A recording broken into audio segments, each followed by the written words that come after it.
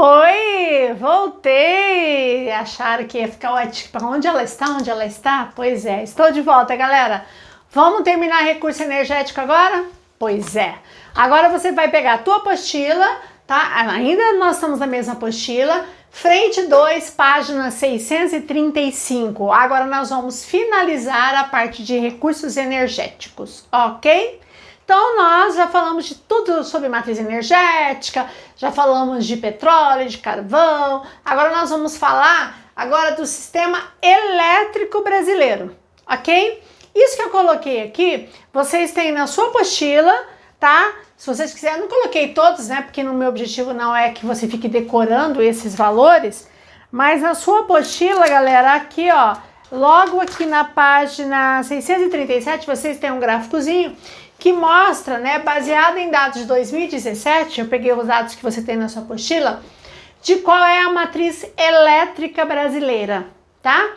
Lembro novamente, para quem não lembra, vou repetir, matriz energética não é a mesma coisa que matriz elétrica.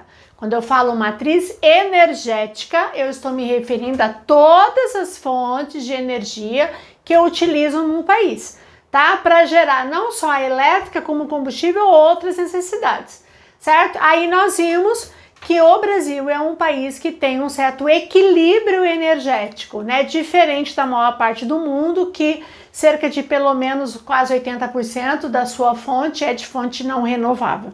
E o Brasil tem um equilíbrio entre fontes renováveis e não renováveis. Aí nós vimos que a matriz energética brasileira é predominantemente não renovável.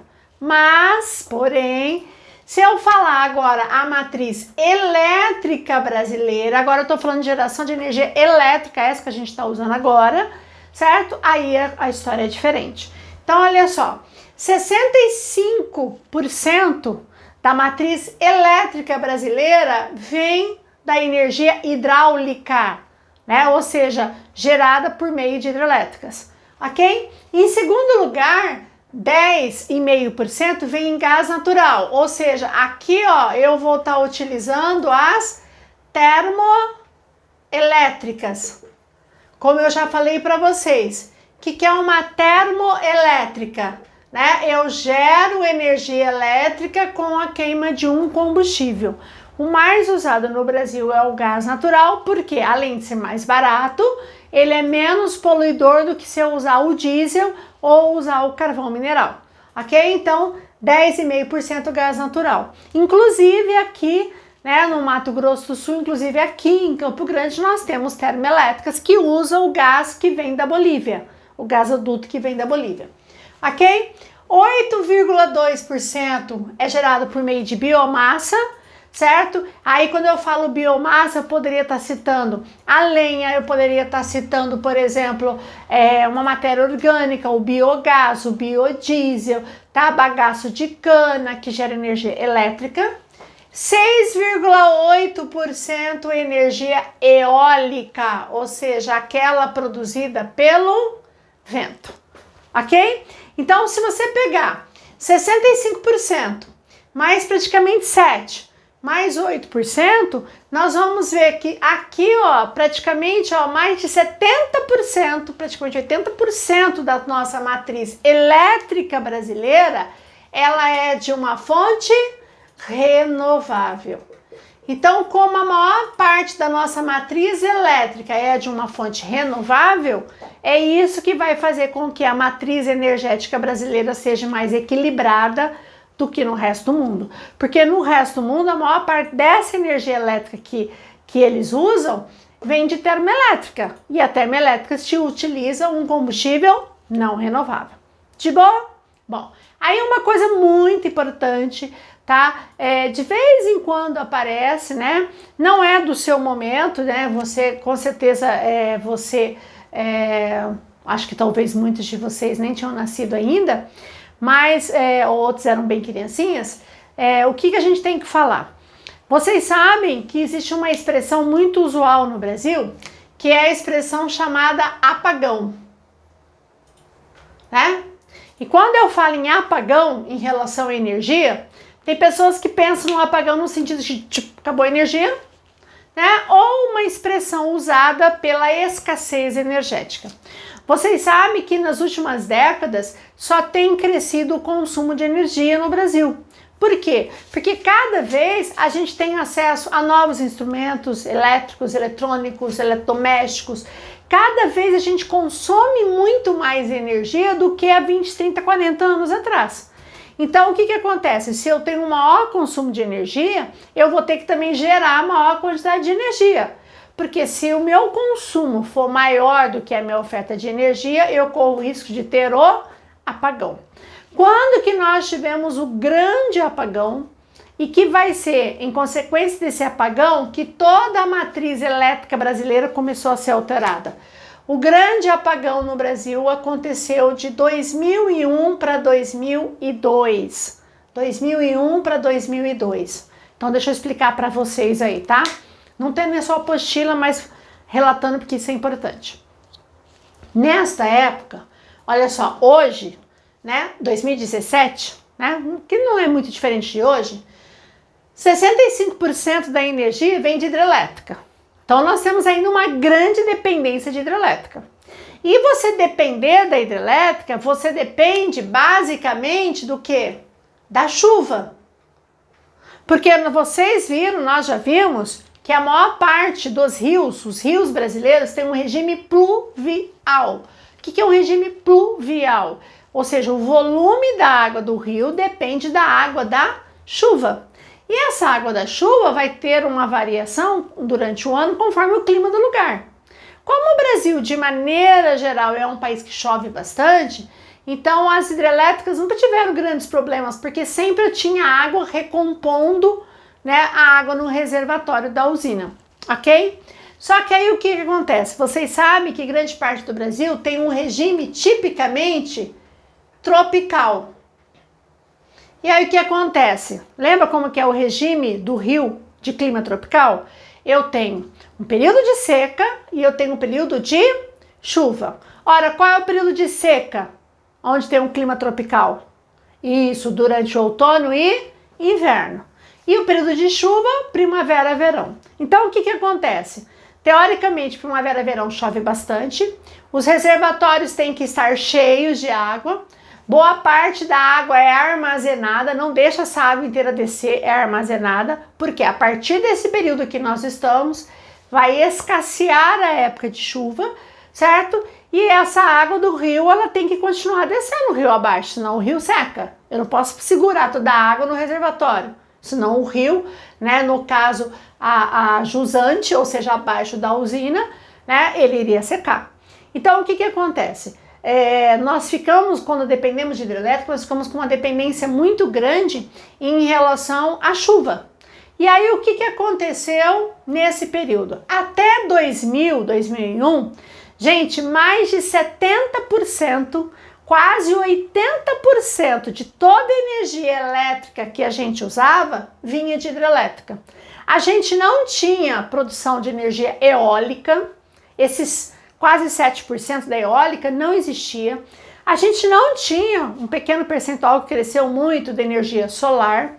A biomassa era muito pouco usado, certo? E as termoelétricas existiam, mas eram poucas e não se usava tanto o gás. Se usava mais o carvão e o diesel, certo? Aí o que acontece? Pelo menos quase que 80% da nossa energia elétrica vinha de hidrelétrica. Ou seja, eu dependia totalmente da chuva. Mas se de repente São Pedro resolvesse mudar o ciclo das chuvas, ou seja, de repente em um determinado verão chovesse menos do que esperava, o que iria acontecer? Os reservatórios das usinas iriam sofrer com isso.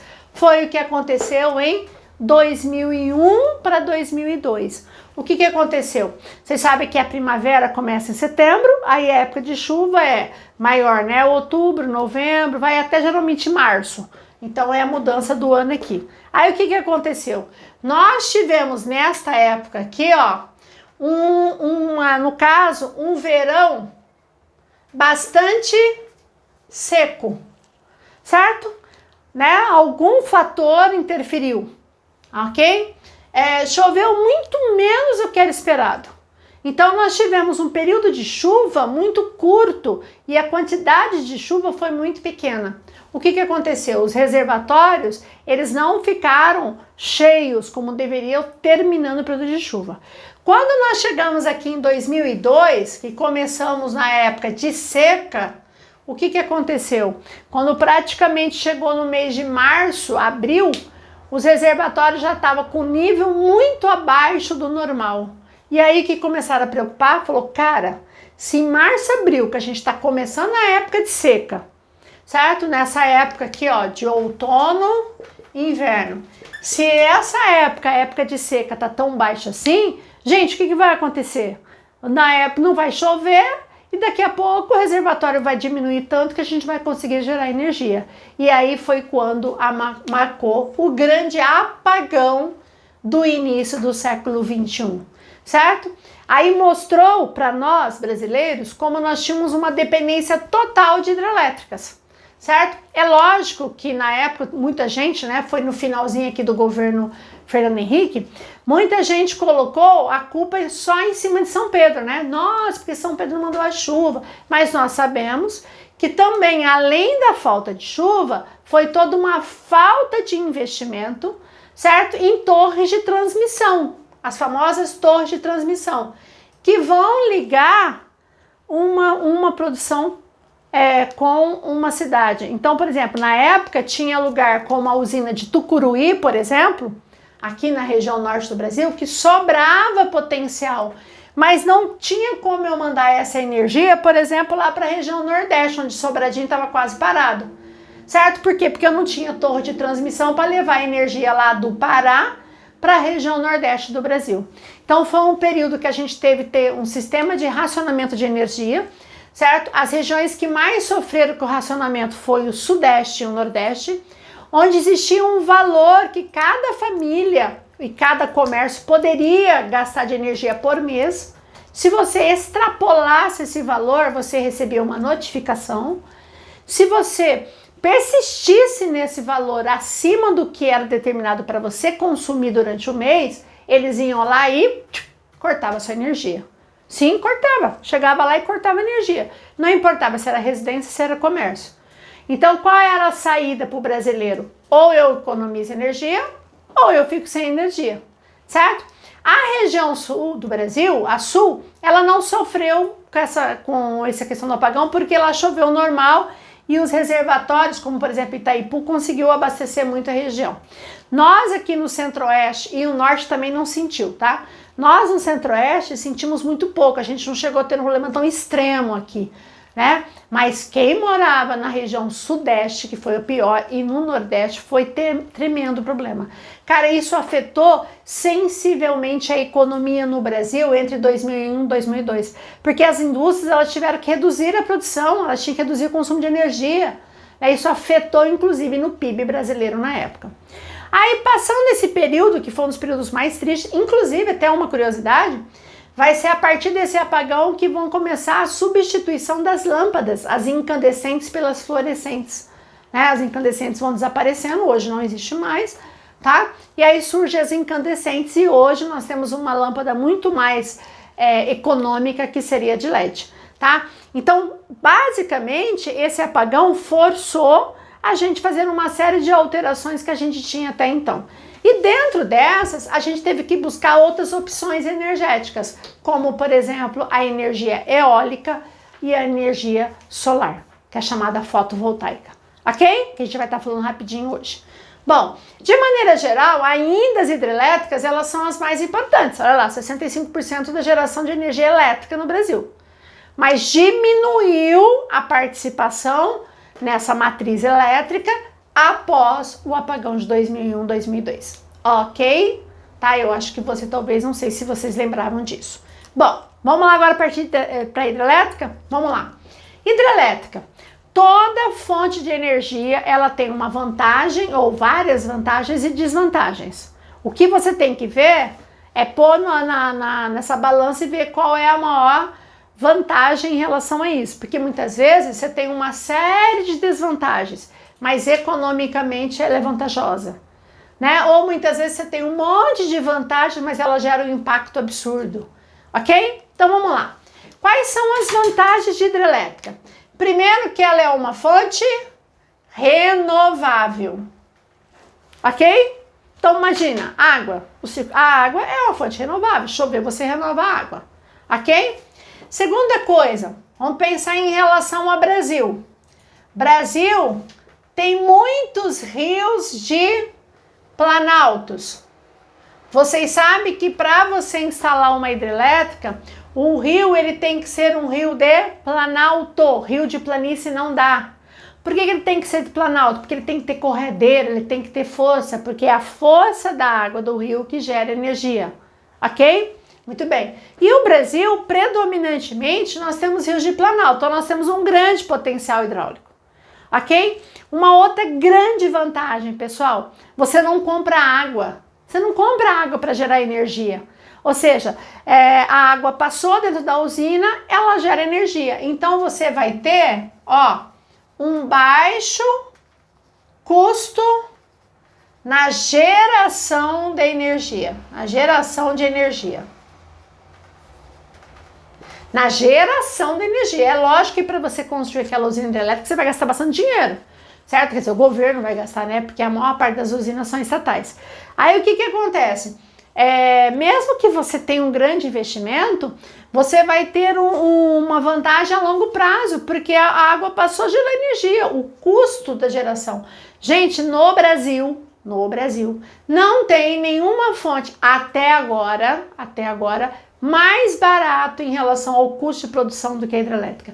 Nem a eólica ganha do Brasil e muito menos a solar, certo? Ainda no Brasil, a mais vantajosa fonte de energia elétrica no Brasil é hidrelétrica, ok? Bom, mas ela é renovável, o Brasil tem grande potencial, você tem um baixo custo de produção, certo? Mas ela gera desvantagens. Ora, quais seriam as desvantagens? O que ela gera de problema? Então, primeiro, que ela vai gerar uma série de impactos. Esses impactos, ele pode ser socioeconômico. Por que ele vai gerar um impacto socioeconômico? Primeiro, que quando você for construir a usina, você vai ter que construir o reservatório. Aí o que acontece? Quando você constrói o reservatório, que seria mais ou menos assim, vou fazer aqui, depois eu apago, ó. Você tem aqui o rio, aí vamos imaginar que você construiu a usina aqui, certo? A usina tá aqui, o rio tá descendo. O que você vai ter que fazer? Você vai ter que fazer o reservatório da usina. O que é o reservatório da usina? Eu falo sempre que é a caixa d'água da sua casa. O que é a caixa d'água? É aquele reservatório que você tem na sua casa que assegura que mesmo que faltar água na rua, você tenha água na torneira, pelo menos por um certo período. O reservatório é a mesma coisa. Mesmo que por uma seca, alguma coisa, não tenham como reabastecer essa água, eu vou ter uma água suficiente para estar gerando energia. Então, quando você vai fazer a represa, o que você vai fazer? Você vai represar, o rio continua descendo aqui, só que você vai represar e formar um grande lago.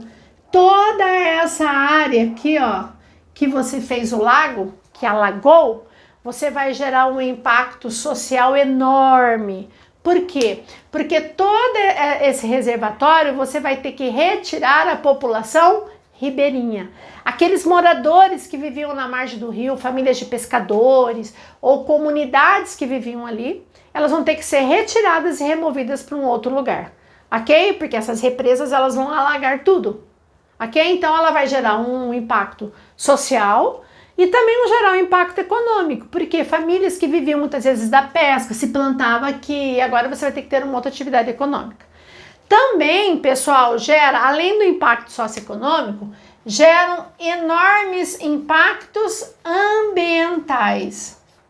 Ora, eu não vou escrever aqui porque na tua apostila vocês têm aí, tá? Mas que impactos ambientais seriam esses? Então, primeiro, quando você alaga uma represa, você forma uma represa, você vai fazer com que a vegetação naquela região ela seja encoberta. Então, você vai alagar áreas de vegetação. As espécies de animais que viviam ali, elas vão ter que ser retiradas e deslocadas para um outro lugar. Você interfere no ciclo da reprodução dos peixes, porque o peixe, na época da piracema, ele sobe o rio. E nem toda usina tem um sistema para conseguir fazer o peixe subir. As usinas mais modernas, eles fazem assim, como se fossem umas escadinhas assim do lado aqui, assim, que parecem umas cachoeirinhas. E aí eles desviam o rio, certo? E colocam umas redes que faz com que o peixe vai para cá, assim, ó. E tente transpor a usina pulando essas cascatinhas como se fosse, no caso, uma cachoeira. Então tem espécies que conseguem subir e continua a subida do rio para a desova, mas tem espécies que não conseguem. Então acaba interferindo na reprodução dos peixes, tanto é que tem usinas que eles fazem sistema de reprodução artificial e depois eles soltam esses peixes acima da usina para continuar o ciclo, certo? Eles interferem, eles criam um microclima. Por quê? Porque você tem uma quantidade imensa, uma massa de água muito grande, então acaba interferindo também no clima da região, certo? Então, ambientalmente, ele gera muito impacto, certo? Então, o que acontece? Quando você vai construir uma usina hidrelétrica, a primeira coisa que é feita é o chamado EIA-RIMA. O que é o EIA-RIMA? O estudo do impacto ambiental, é feito todo um estudo, e aí você faz o relatório do impacto no meio ambiente. Se for constatado nesse estudo que o impacto é muito grande, o IBAMA não concede a licença. Se você constatar que impactos vão existir, porque falar que não tem impacto é mentira, vai ter.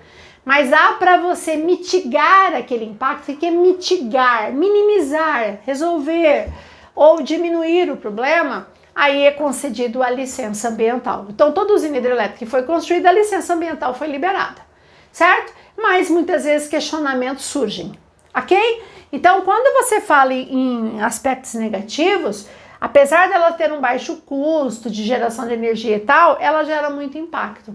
Ainda mais se ela for gerada numa região como a região da Amazônia, que você tem toda a floresta amazônica, ok? Bom, então essas seriam as vantagens e desvantagens. Agora vamos lá, vou apagar isso aqui, ó. Que bacia das que nós já vimos, eu já falei isso para vocês, não sei se vocês recordam. Quais são as bacias que têm maior potencial e maior produção ou maior potencial instalado? Então, lembra que nós temos 6 grandes bacias? Lembram? 6 grandes bacias? Amazônica, Tocantins, Araguaia, Paraná, Paraguai, Uruguai e a do São Francisco. São as 6 grandes bacias.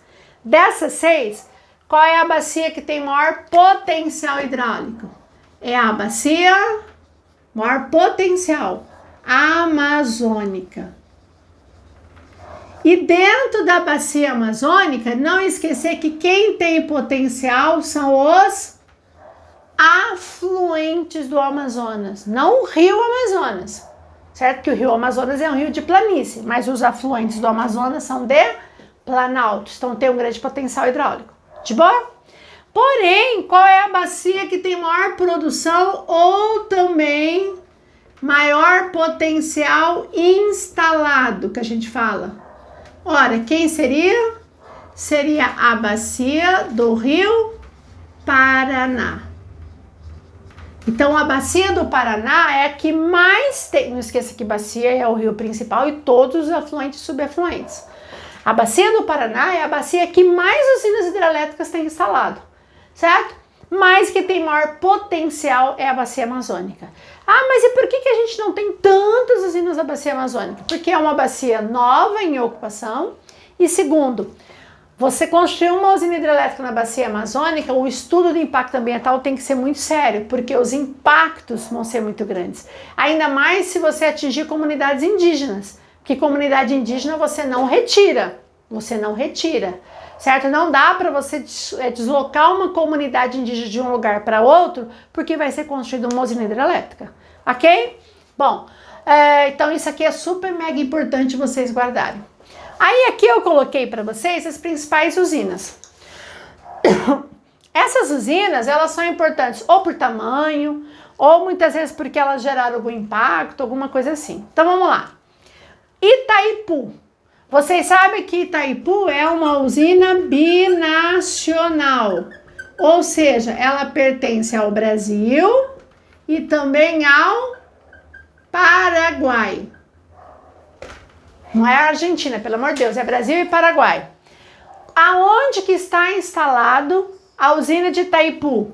A usina de Itaipu está no Rio Paraná, no estado do Paraná, aqui na região de Foz do Iguaçu. Gente, eu posso dizer que Itaipu é a maior usina hidrelétrica do mundo? Não é mais. Foi um dia. A maior chama-se Três Gargantas, na China. Só que Itaipu, apesar de não ser mais a maior usina, é a segunda maior usina do mundo, ela ganha em potencial da Três Gargantas. Porque o rio, no caso o rio Huanghe-ho, que é o rio amarelo, onde está a Três Gargantas, ele tem época de secas, longas secas. Então o potencial dela cai durante o ano. E a de Itaipu não, o rio Paraná é água o ano inteiro. Então o potencial hidráulico de Itaipu passa a ser maior do que de Três Gargantas. Ok? Essa usina foi construída, inaugurada em 82, certo? Período militar, ela é um dos grandes símbolos do regime militar, aquelas grandes obras faraônicas, né? Como a usina de Itaipu, certo? Durante muito tempo foi a maior usina hidrelétrica do mundo, ok? Mas hoje, não esqueça, ela não é a maior totalmente brasileira. Por quê? Quem é a maior totalmente brasileira? É a usina de Belo Monte. Essa aqui, ó, que foi inaugurada agora em 2016, tem 4 anos. Ela é a maior usina totalmente brasileira. Cuidado com isso, hein? Ela é a maior totalmente brasileira. Ora, onde que está a usina de Belo Monte? A usina de Belo Monte está no rio Xingu, no estado do Pará. Gente, rio Xingu é afluente do rio Amazonas. Então, a usina de Belo Monte já usa o potencial da bacia amazônica. É a maior. Aí nós temos a usina de Tucuruí. Olha lá, pegar outra corzinha aqui. A usina de Tucuruí, ela está localizada onde? No rio Tocantins, no estado também do Pará. Não esqueça que Tocantins, ele banha também, ele deságua, na verdade, do estado do Pará.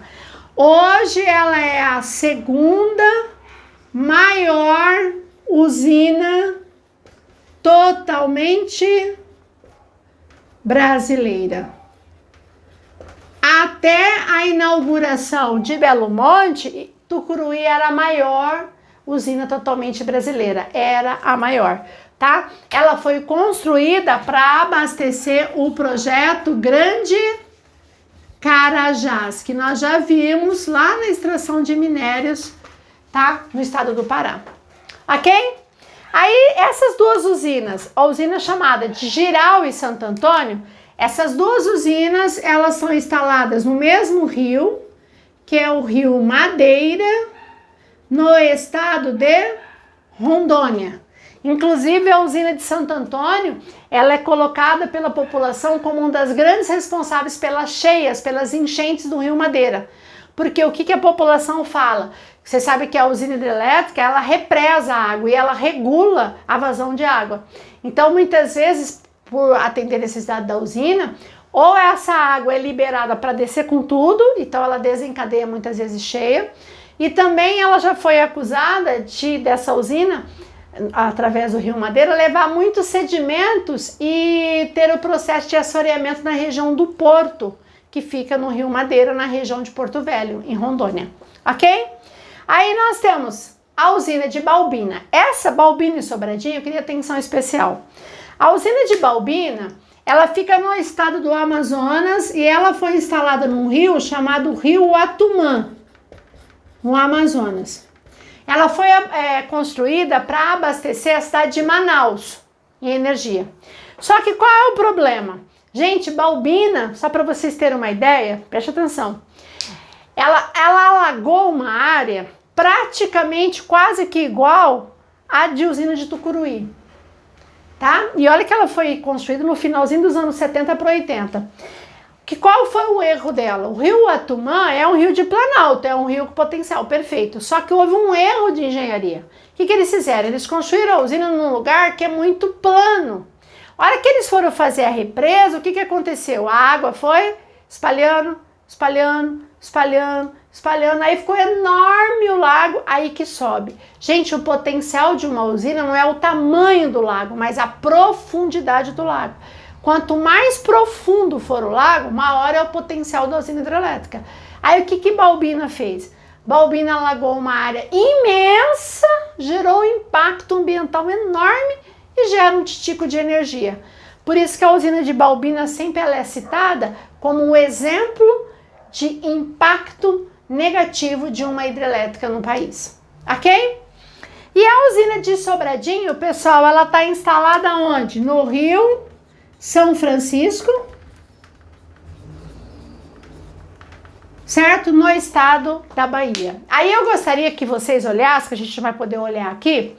Vocês têm aqui na sua apostila, inclusive já caiu bastante em provas isso aqui, esse quadro aqui na página 638 aqui, que mostra as principais usinas hidrelétricas, certo? E mostra para vocês o tamanho do lago, certo? A área alagada e quanto que gera de energia. Então, só para vocês terem uma ideia.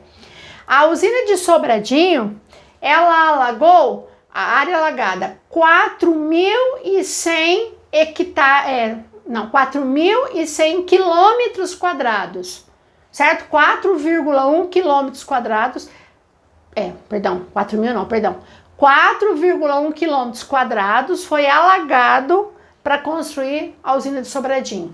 E ela gera em energia 1,1 megawatts de energia, certo? Aí se você pegar e comparar com Tucuruí, Tucuruí alagou 3,5 mil quilômetros quadrados, certo? Mas só que gera 8,7 megawatts de energia, ou seja, Sobradinho, a área alagada é muito maior do que a de Tucuruí, certo? Só que Tucuruí gera muito mais energia. Aí se você comparar com Belo Monte, que hoje é a maior usina hidrelétrica brasileira, Belo Monte alagou 0,5 mil quilômetros quadrados, 0,5 quilômetros quadrados, e gera 11,2 megawatts de energia. Ou seja, o que a gente observa ali? Que as usinas mais novas, vocês podem olhar aí, como Belo Monte, como Jirau e Santo Antônio, a área alagada é cada vez menor e o potencial dela é maior, porque hoje eles geram energia, constroem usinas hidrelétricas, não formando aquelas represas, aqueles lagos imensos, como se fazia nos anos 70 e 80. Ok? Bom, então aqui a gente destacou as principais usinas hidrelétricas. Agora, nós vamos para outra fonte de energia dentro das fontes alternativas do Brasil, ok?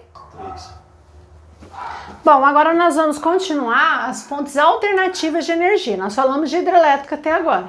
Agora nós vamos falar da eólica, da energia solar, do biogás e da energia nuclear. Tudo nós estamos falando em relação a Brasil.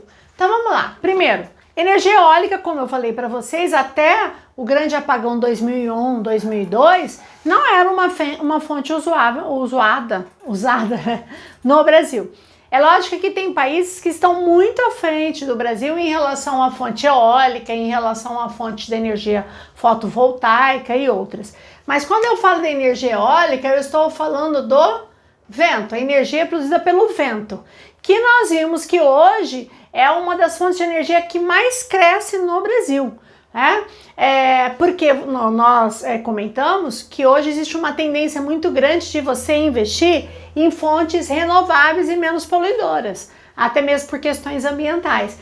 E a eólica é uma das grandes alternativas de energia renovável no Brasil e no mundo. Brasil, então, nem se fala, porque a gente tem grandes áreas extremamente favoráveis para a energia produzida pelo vento. Mas como eu falei para vocês, toda energia tem vantagens e desvantagens. Então, qual seria uma vantagem de uma energia eólica? Então, primeiro, que eu poderia colocar como um recurso inesgotável. Por que inesgotável? Porque, gente, o vento é o ar em movimento. Teoricamente, o ar não vai parar de se movimentar. Então, o vento estaria constantemente aparecendo aí. Então é uma fonte inesgotável. Ela não é poluidora. Vocês sabem, como nós acabamos de falar, que uma das grandes alternativas em busca de novas fontes de energia é em relação à emissão de gases que provocam principalmente efeito estufa. A hidrelétrica, por exemplo, eu não citei para vocês, na produção de energia por meio de uma hidrelétrica, ela não gera nada de poluente, nada. Mas o problema é que a hidrelétrica, ao deixar uma vegetação submersa, essa vegetação ela apodrece. E ao apodrecer, ela produz o gás metano. E o gás metano é um dos gases que também formam o chamado efeito estufa. Então, a produção de energia por meio de hidrelétrica não gera poluente à atmosfera. Mas o impacto que a usina, a represa da usina pode gerar, ela pode interferir, no caso, na questão do aquecimento. Só que a energia eólica, ela é considerada uma energia limpa, porque ela não emite, ela não queima nada, ela não emite nenhum tipo de fumaça poluente à atmosfera, tá? Então ela é um recurso inesgotável, ela não é poluidora, certo? Ela tem uma grande geração de quê? De renda e de emprego, certo? Porque é uma alternativa muito nova, certo? Mas a grande vantagem dela seria, de certa forma, aqui, ó, também o baixo custo na produção de energia. Por quê? Porque vento é que nem água, você não compra, você não vai comprar vento, né? Nem estocar, okay? Nem estocar vento. Você não compra vento. Aí o que acontece? Como você não compra vento, a energia que é gerada ali, o custo vai ser baixo. É lógico que você vai ter um custo de instalação, você vai ter que instalar as torres, ter que instalar toda a central eólica, mas depois, algo a médio e longo prazo, o custo é bastante baixo, ok? Mas ela tem desvantagens, certo? Ora, que desvantagem que uma energia eólica teria? Então, primeira coisa, pessoal, uma das grandes desvantagens é a área ocupada. Eu não sei se vocês já viram, se vocês chegaram a conhecer alguma central eólica, elas são bem altas, essas torres, e elas formam hélices enormes. Então, elas não podem estar uma pertinho da outra, né? Até mesmo pelas hélices. Então, para você instalar uma central eólica, você precisa de algumas hectares para você instalar a central. Então, é uma fonte que exige uma grande área. Então, se eu tenho que gerar essa energia num lugar que eu não tenho o espaço, já não é vantajoso para mim, mesmo que ela seja renovável, não polui e tal, mas se eu não tenho espaço, não é vantajosa para mim, certo? Então, ela no caso, ocupa uma grande área. Também ela gera uma poluição sonora. Apesar que hoje tem novas centrais que estão gerando um ruído bem menor. Sinceramente, não é uma coisa assim, um barulhão, assim, né? Mas aquelas hélices girando em relação ao vento, elas têm que ser instaladas distante da população, porque aquele ruído constante é considerado como uma poluição sonora, tá? Outro aspecto bastante assim negativo, que eu acho que é um dos maiores problemas da energia eólica até hoje, mas eu acredito que vai ser solucionado, é que ela não é constante. Como assim não é constante? Gente, uma central eólica não é que nem um ventilador, que você liga na tomada e ele fica com a mesma velocidade.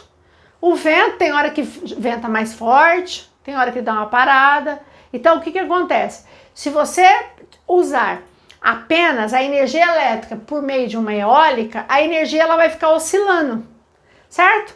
Nessa coisa de aumenta, cai, aquela coisa de quando a energia parece ficar piscando assim, oscilando, o que poderia acontecer? Queimar os seus produtos elétricos. Então, a central eólica, a energia eólica, ela entra no sistema, porque o sistema elétrico, assim, você tem um sistema que existem várias fontes que vêm, né? Vem da energia por meio de hidrelétrica, vem da energia eólica, vem da energia solar, vem de termoelétrica, vem de biomassa, entra tudo na central, certo? E aí você usa essa energia, mas não dá para você falar assim, essa energia que você está usando é tantos por cento de hidrelétrica, porque ela vai numa central. né? E agora imagine se eu dependesse apenas da eólica. Então você teria uma oscilação muito grande. Eu acredito que com todo avanço tecnológico, uma hora a eólica vai ser suficiente, mas até então é um problema, ok? Outra coisa, que ela só pode ser instalada onde os ventos são constantes. Aí você fala assim, ai Celiusa, mas isso é uma desvantagem? Para alguns lugares, sim. Por que ele seria uma desvantagem para alguns lugares? Ora, se eu estiver num lugar que nem Campo Grande venta muito nessa época do ano, certo? Mas tirando essa época, tem dia que você nem vê a folha da árvore mexendo. Então, se você vai instalar uma central eólica numa região que o vento não é constante, não vale a pena, certo? Tem que ser num lugar que toda hora, todo dia vai ventar, porque é justamente a força do vento que vai gerar energia. Se você colocar na ponta do lápis, mesmo tendo essas desvantagens, para o Brasil, ela é muito mais vantajosa do que desvantajosa, tá? Dependendo das condições, para alguns países não seria interessante. Ou porque não venta muito, ou porque ela ocupa uma grande área. No caso, no Brasil, ela é a energia que mais cresce no Brasil, ok? Ora, qual é o lugar no Brasil que eu tenho não só o maior potencial, como maior produção de energia? Na região Nordeste do Brasil. A região Nordeste é a região que mais pode e mais gera energia eólica do Brasil. Por quê? Porque é um lugar que os ventos são constantes, principalmente próximo ao litoral.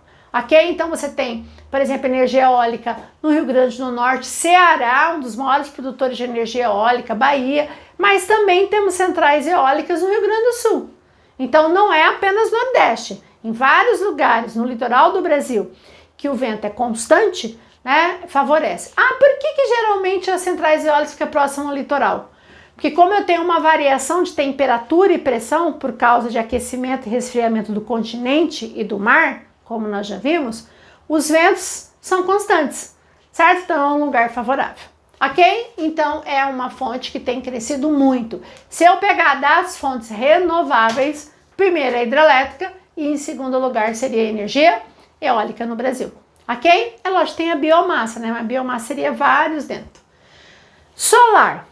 Gente, não confundir energia solar com aquecedor solar. Aquecedor solar é aquilo que você coloca aquelas placas lá no telhado e que você aquece a água do chuveiro, da torneira. Isso é aquecedor. É lógico que ele ajuda você a economizar energia. Mas quando eu falo em geração de energia, é você usar o sol, certo? Para você gerar energia elétrica e você ter condições de abastecer ou até mesmo ligar uma tomada baseada nessa fonte solar. Então é o que nós chamamos de energia fotovoltaica, certo? São as placas fotovoltaicas. Quais são as vantagens? É um recurso inesgotável. Todo dia o sol amanheceu, tá ali, brilhou. É uma energia que vai ter um baixo custo de produção, certo? Por quê? Se você não compra água e não compra vento, muito menos você não vai comprar sol, ok? Tem um baixo custo e não é poluidor. Cara, energia perfeita, perfeita, certo? Só que ela também tem problema. Qual é a desvantagem da energia solar, né? Vamos pensar em relação ao Brasil. A desvantagem dela, vamos dizer que eu acabei não colocando aqui, ó. A desvantagem seria no caso, vamos lá, custo de instalação. Vocês sabem que ainda no Brasil, o custo ainda de uma placa fotovoltaica é bem maior do que a média de outros lugares do mundo. Ainda mais agora, né, que o governo quer sobretaxar, o governo quer cobrar taxas em cima da energia solar que você pode usar, até o sol eles querem taxar, né? Então, o custo de instalação e um grande problema que também, com certeza, vai ser solucionado, ela não é constante. Como assim? Ora, se você pegar um dia inteiro de sol, nossa, ela gera muita energia, certo? Mas e à noite? Porque não, tudo bem, tem um sistema que armazena um pouco dessa energia, sim, tipo de uma bateria. Só que ela não consegue ficar dias, por exemplo, você pegar uma semana inteira só de chuva, certo? E aí, se você depender apenas da energia solar, você vai ficar sem energia. Por isso que o sistema fotovoltaico numa casa, numa empresa, ela entra no sistema. Então você acaba tendo dois relógios, né?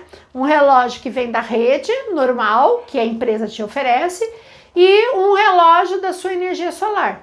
Tem casas que gera tanta energia pela quantidade de placas que tem, que cobre o custo e ainda o excedente ela vende para a central de energia, certo? Então o que acontece? Durante o dia eu uso a energia produzida pelo sol, à noite, se eu não tenho essa energia armazenada, eu uso a energia do sistema. Então muitas vezes a energia que eu usei durante o dia, uma parte do mês pela energia solar, muitas vezes acaba sendo bem menor do que eu utilizei da própria rede, tá? Então é uma fonte que a tendência é crescer, ainda mais do que o Brasil, né? Como o Brasil ratificou o protocolo ambiental, né? O Acordo de Paris, o Brasil se comprometeu a reduzir, né, a emissão de gases, certo? E uma delas seria você investir mais, no caso do Brasil, investir mais em energias renováveis. Então a política do governo é investir mais em energia eólica e principalmente na solar. Ok? Que Brasil, um país tipicamente tropical, extremamente vantajoso. Ok? Qual é o melhor lugar para eu gerar energia solar? Qual é o melhor lugar no Brasil para gerar energia solar? Vamos lá? Qual que é o melhor lugar? O melhor lugar para eu gerar energia seria no sertão nordestino. Por que no sertão nordestino, Celilza? Porque não adianta nada eu instalar uma central fotovoltaica num lugar que bate sol o ano inteiro, porém todo dia chove. Tem um monte de nuvem, certo? E no sertão, já que tem um clima semiárido, você vai ter uma grande incidência de luz solar o ano inteiro, e como é semiárido, você vai ter poucas nuvens. Então você vai utilizar praticamente quase todo o tempo que o sol estiver lá no céu, você vai estar gerando energia. Ok? Bom, aí nós temos uma outra fonte que ela é bem alternativa, né? Mas tem crescido bastante, que é a energia do biogás. Você sabe que o biogás, você vai gerar o gás, que gás? Você vai gerar o gás metano da decomposição de qualquer matéria orgânica. Essa matéria orgânica, ela pode ser de fezes de animais, tá? Como também ela pode ser de lixo orgânico. E aonde que eu tenho esse lixo orgânico? Em aterros sanitários. Então, vocês devem saber que um aterro sanitário vai para o aterro somente a matéria orgânica, porque aquilo que é inorgânico, ele vai para reciclagem. Plástico, papel, papelão, certo? E aí a parte orgânica vai para o aterro. Então, se você instalar o chamado biodigestor, você pode gerar energia elétrica, certo? Utilizando ou lixo orgânico ou fezes de animais. Você sabe que fezes de animais se usa muito, inclusive várias fazendas usam muito aqui, ó, a criação de porcos, certo? Como também tem alguns assentamentos que eu conheço que gera biogás, por exemplo, do esterco da galinha, certo? Que faz criação de aves para produção de ovos e usa o esterco da galinha para gerar o biogás. O que é o biodigestor? Você coloca essa matéria orgânica nesse lugar fechado, como se fosse uma grande lona. Aí as bactérias anaeróbicas que não precisam de oxigênio, vão decompor. Nesse processo de decomposição, ele vai fermentar, então gera o gás que é captado e transportado. E aí o resíduo dessas fezes, certo? Ele é usado, por exemplo, como esterco. Então, por exemplo, tem muitas fazendas de criação suína que parte da energia elétrica que se usa na fazenda vem com a instalação de biogás, tá? Existe um teste, uma indústria que eles estão tentando gerar, né, pelo que eu sei no Paraná, de você instalar um biodigestor usando esgoto urbano, de fezes, né? Por quê? De fezes humanas, né? Porque é matéria orgânica, certo? Que aí você vai entrar no processo de decomposição e você poderia estar utilizando o gás. Então é uma alternativa, certo? Mas ainda como fonte de energia elétrica ainda é bem reduzida, mas já existe, ok? E aí, para a gente finalizar, pessoal, nós vamos falar agora de usina nuclear. Toda vez que você fala em usina nuclear, geralmente todo mundo só lembra das desvantagens. Quando você fala em usina nuclear, a gente pensa, por exemplo, que desvantagem que eu tenho de usina nuclear? Com certeza, se eu falar vantagem, muita gente não vai lembrar. Mas que desvantagem? Primeiro que é um recurso não renovável. Acabou, porque você vai usar basicamente o quê? O urânio, o minério. Todo minério é não renovável, certo? Segunda coisa, o que eu faço com o lixo nuclear? Não tem o que eu fazer com o resíduo. Não é Brasil, é mundo. Não tem o que fazer com o resíduo da usina nuclear. O que você faz? Armazena, certo? Então é um problema. O que eu fazer com esse lixo? Até agora, uma hora vai sair a solução, mas até agora não tem. E um outro problema seria o quê? O risco de acidente, como já ocorreram grandes acidentes nucleares, como aconteceu Chernobyl. Chernobyl foi em 1986, na Ucrânia, era a ex-União Soviética. E a última que aconteceu foi em Fukushima. Fukushima, no Japão, que aconteceu em 2011, né? Há 9 anos atrás, tá? No caso, essa aqui não são os dois únicos, mas são os dois grandes, né? Chernobyl foi um dos mais marcantes, certo? E Fukushima foi a última. Não esquecer que Fukushima, o acidente aconteceu em consequência de um grande maremoto que teve na costa japonesa, que desencadeou um grande tsunami, e o tsunami atingiu o sistema de resfriamento da usina de Fukushima, ok? Bom, então todo mundo, quando você fala em usina nuclear, todo mundo tem medo de um possível acidente, porque não é um negócio que daqui 2, 10, 5, 10 anos acaba. É algo de 100, 100 e poucos anos, 200 anos, certo? É só você pegar o exemplo de Chernobyl, né? Tem aí, ó, já fez, né, 34 anos, certo? E até hoje é um lugar, vamos dizer assim, fantasma, apesar que tem pessoas que insistem em viver na região, ok? Bom, mas aí você fala, pô, Celeuza, então, mas tem vantagem a usina nuclear? Tem, e muitas vantagens. E eu falo para vocês que antes do acidente de Fukushima, a usina nuclear estava sendo citada como uma grande alternativa energética contra o aquecimento global. Por quê? Porque ela não é poluidora. Não é poluidora. Como assim? Ela não emite nenhum poluente para a atmosfera. Mas aquele que sai da usina, aquele é vapor, não é fumaça, porque ela não queima nada, certo? Então, comparado com uma termoelétrica que queima alguma coisa para gerar energia, a nuclear não é poluidora, certo? Ela ocupa pequena área. Aí você começa a ver a grande vantagem para o Japão, que é um país super pobre em fonte de energia, então ela ocupa um pequeno espaço. Uma central nuclear, uma coisa de 1 quadra, 2 quadras, você instala.